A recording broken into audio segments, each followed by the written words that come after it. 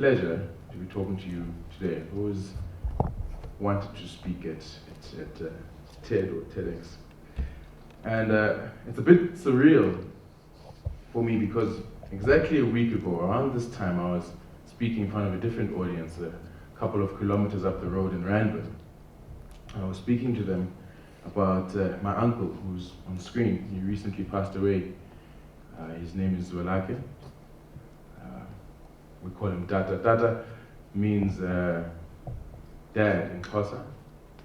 But in Xhosa, he is my dad because he's my father's brother, younger brother. So as far as Xhosas are concerned, he is my dad, my father. And one day, many years ago, when he was just stretching his legs as a business person, I came across this book by Robert Kiyosaki, Poor Dad, Rich Dad, Rich Dad, Poor Dad. Right? I'm sure many of you have read it.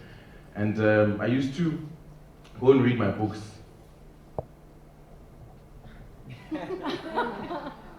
I used to go and read my books at exclusive books and actually, get to a point where I really get into the book and then I'll be like, okay, I can actually take the book home. I spent a lot of hours at the bookstore. Don't let the glasses fool you. So what happened is this one line where he talks about how his one father is a communist, pretty much. It's a communist outlook, and his other dad is like a rich business guy. And I was like, hey, that's my situation, because my dad is a politician, okay, with a communist background. And politicians are always broke, right? And the other dad is a business person. So Rich Dad Poor Dad bought the book. And he taught me a lot about business. And my rich dad, like Kiyosaki's rich dad, taught me a lot about business. And the first thing he taught me, well, it's not the first thing, but one of the most important things he taught me was that making money should come from your own dreams. It should come from your gut, you should feel it. So to be a really great entrepreneur, it's not about just a gap in the market. It's about feeling that gap and the solution for that gap. It has to be something that you're excited about, something you dream about. He says to me, the best entrepreneurs come out of their own dreams, like a Steve Jobs, for example. So I bought that. Yeah. And over the years, I started to notice how he himself was applying that in his life. A dream. I noticed it first when he bought a rundown house not too far from his house. It's a piece of property not too far from his house, down the road. Place looked like a jungle, dilapidated, rundown. Now, it's incredible as you drive in. It looks like a Tsar's palace in terms of the landscaping. And he spent a lot of time on that. 10 years later, it looks fantastic. It looks nothing like the place that he actually bought. I noticed that he would do this a lot. He get involved, dream something up, and then work towards that.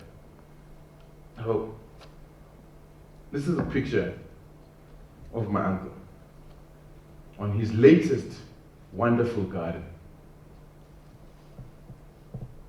Can you see the garden? All right? I'll take that as a yes. Well, he pointed out to me that all of this arid land on a farm he bought recently in Cape Town, would have vineyards, because this was going to be a wine farm. And he could actually point out where they would be. He could actually talk about the bottle, about the labeling, about how it tastes. You would actually imagine yourself sitting with him drinking the wine that came from his vineyard. He never got to finish the vineyard, but that was him on that particular vineyard. I remember he spoke to me about being a farmer in general, about being a farmer, having a farm on the banks of the River Nile. He always spoke about, about the future. He never really spoke about his past and what he did before, whether it was good or bad. And he said, South Africans don't have enough horizons. If you want to talk about a farm, we would probably talk about, let me go to a farm in KZN. Why would you go to a farm in KZN? When you can have a farm on the banks of the River Nile. I thought, wow, that's incredible. He was a patron of the arts. And one day, he enlisted me, he called me in and said, listen, we want to do this project. I said, what are you talking about? What's the project about? I didn't know anything about art. I really couldn't care. Art to me was a fast car. A curvy girl. That's art. He says to me, we're going to take all the African contemporary art, all the art in Africa. We're going to put it together in one museum. I said, that's great. Like the MoMA. He says, yes, like the MoMA, except it's virtual, it'll be online. I said, dang. All right. Okay, you know, we can get into that. You talk about stories about how he was going to have an African Leadership Academy. And I think you realize that sometimes it's not about your plan on how you would run something, but on infusing these ideals into people who will actually run something.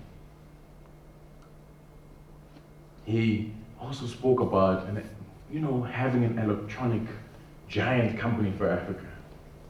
And he said, I'm going to start small, Shaka. I said, how are you going to start small? He says, I'm going to put a solar geyser in every house in Africa. Let's start small. It reminded me that my father was an economist, had many, many years ago, before I was even born, written a document about how Africa's future should be the manufacturing of electronic goods. He said, your father was right. I'm going to do it. I said, like Samsung? He said, yeah. And it's an interesting story. I mean, if you look at the Asian giants, you look at Toyota, for example, they were loss-making for the first 17 years. First 17 years of Toyota's existence, it was making a loss.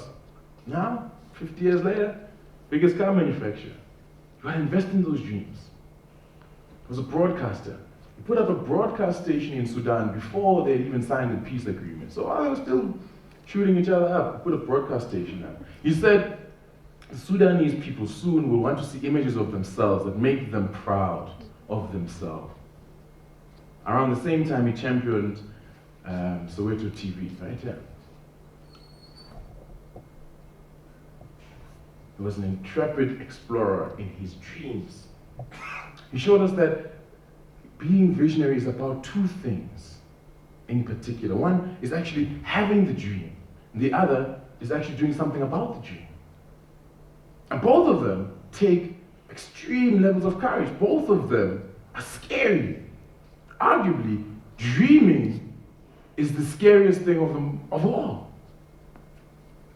Because, if I said to you, here's my dream, take it, make it happen, if it was a good dream, it'd be like a good script. If you're a good implementer, like a good actor, you put them together, boom, you have an Oscar. Nice. But to dream up something that doesn't exist, to walk up to a canvas that's blank on an easel, completely intimidating. Takes a lot of courage.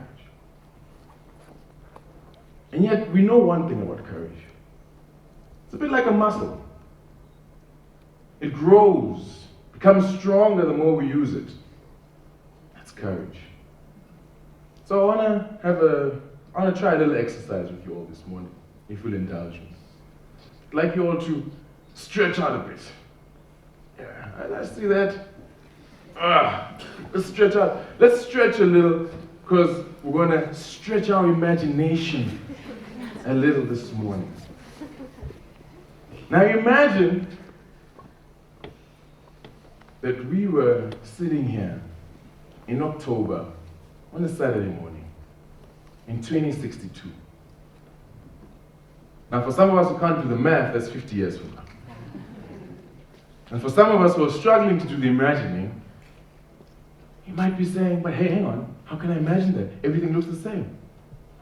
Here's the trick. I look exactly the same. I look exactly the same because a couple of years ago, they found a compound in a plant that is found at the bottom of Mosiotunya. You know what Mosiotunya is, right? Mosiotunya, you probably know it by its old name, Victoria Falls. Its old name was Mosiotunya, then it was called Victoria Falls. Now it's called Mosiotunya again. But right where the water, boom, hits the water, there's plants there. I don't know how they found them. But there's an extract in those plants that when you put on your skin, brings it back to its tightest form of elasticity. So everybody looks about 30 to 40 years younger. It's incredible. The guys who found this thing, obviously, it's a very difficult and delicate process to extract this plant. So it's very expensive. But I don't have to worry about that. Because here in Africa, we have some of the most comprehensive lifestyle aid cover in the history of the world. It didn't just happen. It happened because when the amalgamation of Africa happened, all the different governors from all the different states came together as they sat in the Boma and they said, listen, the most important thing for us is to look at a lifestyle index for Africans. A lot of Africans are living below a particular lifestyle index. So this is very important. Lifestyle cover is of the utmost important. What else is of the utmost important? Access to food. What else? Access to medicine, particularly what used to be called traditional medicine. And now access to food, piece of cake with the breadbasket of the world. Why? Because, we've started to use some of the most arable land that we have that's sitting around Lake Congo and around the Sahara Sea. Wonderful, huge ass pumpkins coming out of there. Big grapes. I was carrying one to work with me the other day. Beautiful stuff.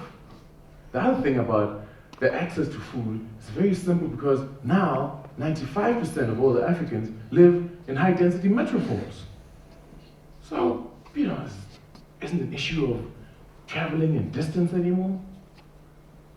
And if there was a problem, it'd be like transport. We solved our transportation, just like we did cellular telephony many, many years ago when we put cell phones up, right? About 80 years ago, we put cell phones up and it leapfrogged all the technology in the rest of the world, GSM. Well, our transport system's done the same thing. Our super speed high links, the talk of the town. Everybody in the world wants them. What about our pod shuttles that use electromagnetic energy to get to where they're going? Fantastic taxi system. And the new thing that's blowing everyone's minds is lightning blasts. You guys know about lightning blasts? You guys stay right next to Limpopo district. That's actually where it was inspired. And in Limpopo district, some scientists discovered that the guys in Limpopo had this phenomenal ability to target, lightning. But they were using it the wrong way. They were hitting each other with it. So the scientists said, hey, if we could take lightning, point-to-point lightning, and carry something on top of it, that's a transport system. And it is. It's expensive, but it's incredible. The lightning blast system. Now those scientists, it makes it, when I say scientists, it makes it seem like they were all in a room together. They were, but they weren't. Because they were part of the Baobab, varsity network that we now use. And where everybody stays in their own place, but they're in the same room at the same time. It's incredible stuff. They figured out quite a few things. One of the most amazing things they figured out is what I'm wearing right now. The Lozi glasses. Huh? You guys need to get yourself prepared. These things are incredible. Wherever I walk, I can see the Lozis. I can see your Lozis. I can see mine. They're hanging around. Huh? And I remember this use of the same technology. When this technology first came out, they put it into the natural mirrors. Now the natural mirrors, when this thing came out, it caused an uproar. Because the natural mirrors, you walk up to it early in the morning, you go, mirror, mirror, on the wall, and you ask it a question. And typically, it tells you, who's trying to tata you. It tells you, hey, don't go to work today. There's going to be an accident. The natural mirror tells you you're looking ill. I know what it is. This thing put thousands of natural healers and sangomas and mystics out of business. Luckily, because we have Ubuntuism, no one goes without a job. This Ubuntuism is taking the world by storm. The Eurasians are raving about this. Why? Because finally, they don't have to worry about capitalism or communism. They simply say, Ubuntu. Humanity is at the center, not a material thing. How does that sound? Another thing about Ubuntuism is that we now are able to take care of our natural resources a lot better. So what we find is where there used to be this, back in the day, there used to be this thing called the Kruger National Park in the Masai Mara. Well, we actually joined them. And the same smart scientists found a way to actually keep the animals caved in without any fences. They use energy fields. They communicate with the animals in that way. If poaching was still something we did, which is not, then that would be a thing of the past, just like this. But the reason we don't poach is because a couple of years ago, we had the African Pride Revival. It was an incredible time. I don't know, it was 2012, December. Yeah, the cataclysm. It seems the Mayans were right after all. I'm going to take a pause from reminiscing in the future. Let's come back to the past. What are we talking about here? Is there anything in the narrative I've just shared that makes that stands out to any of you? Wow, it's like talking to my teddy bears. Anything? Sorry? The lightning blast. Yeah, it's incredible. Yeah. You see, some of the things that we've spoken about, exotic plantation, we see it. Africa is now the new gold mine for patents regarding compounds for healing purposes. It's huge. What else? Reclamation of names. What's in a name? You know, the Praetorians will tell you history.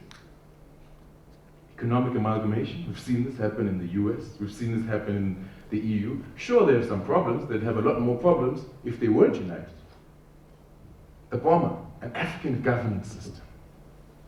Well, we see this happening in different villages, where the central point about governing is consensus, as opposed to beating each other up. If you don't like it to be called an African system, they use it in the Netherlands. They call it the polar model. The bread basket. Well, in Europe, you find that per square meter, the productivity per square meter, agriculture-wise, is in excess of 180 kilograms per annum. Across Africa, we max out at about 40. Imagine if we just took that to 100. Wouldn't we be able to feed the world? So these are some of the thoughts, virtual varsities. We have virtual varsities. We call it UNISA, biggest in the world. Closely classes, natural mirrors. Science has always been about cracking the code of the mysticism, Ubuntuism. The promise of a doctrine that puts people first. This is something that in my work at Cheesekids, we've been really passionate about. So if all these things are things we're talking about and are within reach, then why is this particular future not here? Where is the force that's going to force us to bring this future about? It's not a time to unite people through blood. And it's not about one guy being at the forefront, as we saw with the MoMAs. So it's not one guyism, it's one peopleism. So where's the force? For me, the dream I've shared with you. And the force is my ability to speak with people and unite them in thought, unite people in a dream. The question I have for you.